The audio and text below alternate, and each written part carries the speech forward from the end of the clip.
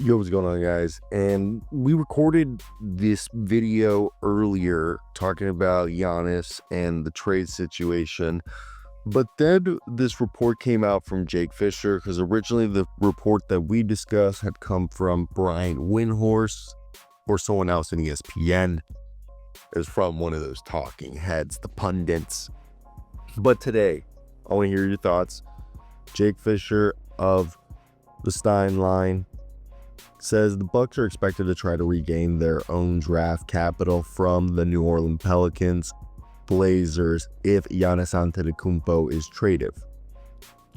Let me hear your thoughts down below. Like, comment, subscribe. It will help out the channel. What does this mean?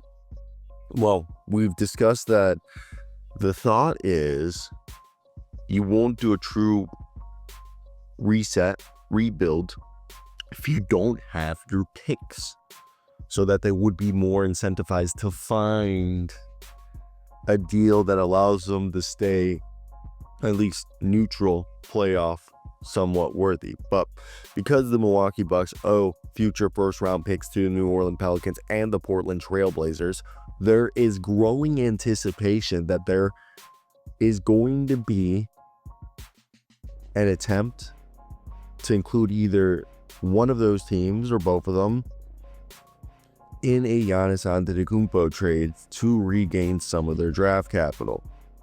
The Pelicans control Milwaukee's first-round picks in 2025, 2026, and 2027 due to the Drew Holiday trade of 2020 that obviously landed them a championship, while the Blazers control their picks in 2028, 2029, and 2030 because of the Damian Lillard trade in 2023.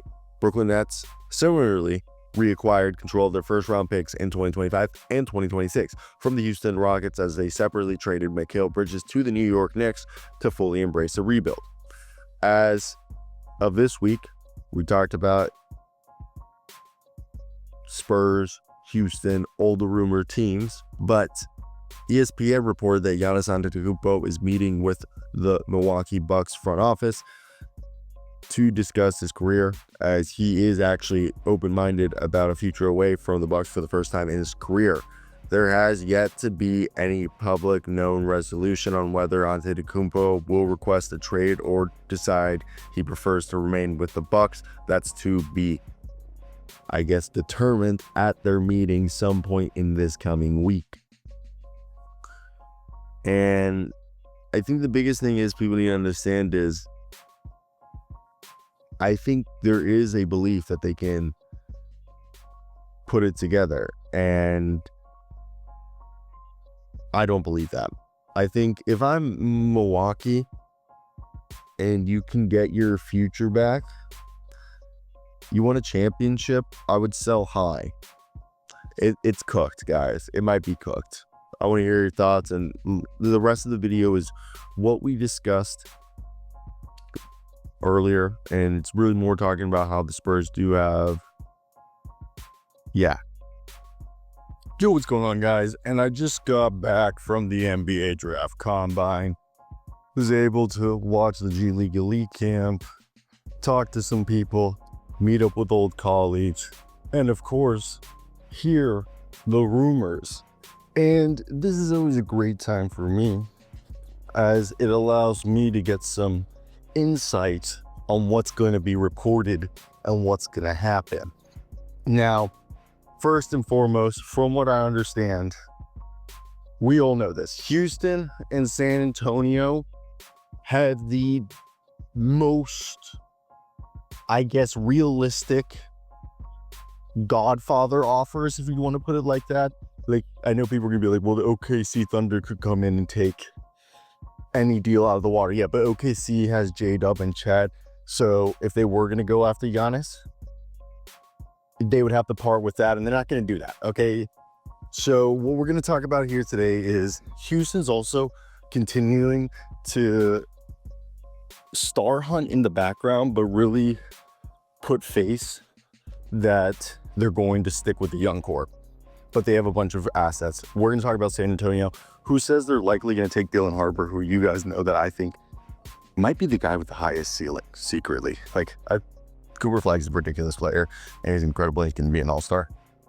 But Dylan Harper can be like the left-handed Cade Cunningham. This is a guy that like grew up working out with like Jalen Brunson and stuff. So let's read today's report.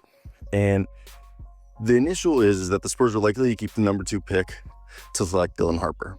But we all know that, and I have some people who know that like Jeremy Sohan wouldn't mind going to Milwaukee if he's going to get an extension there. And I understand that the deal more than likely would be Devin Vassell, Keldon Johnson, Jeremy Sohan, Dylan Harper, or AKA the number 2 pick, and whatever filler for Giannis Antetokounmpo. And that would create the greatest front court in NBA history. Giannis and Wemby would be ridiculous. So the Spurs allegedly, Brian Windhorst is reporting, could transform the possibility of Giannis Antetokounmpo's trade destination as the go-to one. They have the assets in terms of a surplus of future draft capital. They have the number 2 pick because Milwaukee doesn't control their draft future.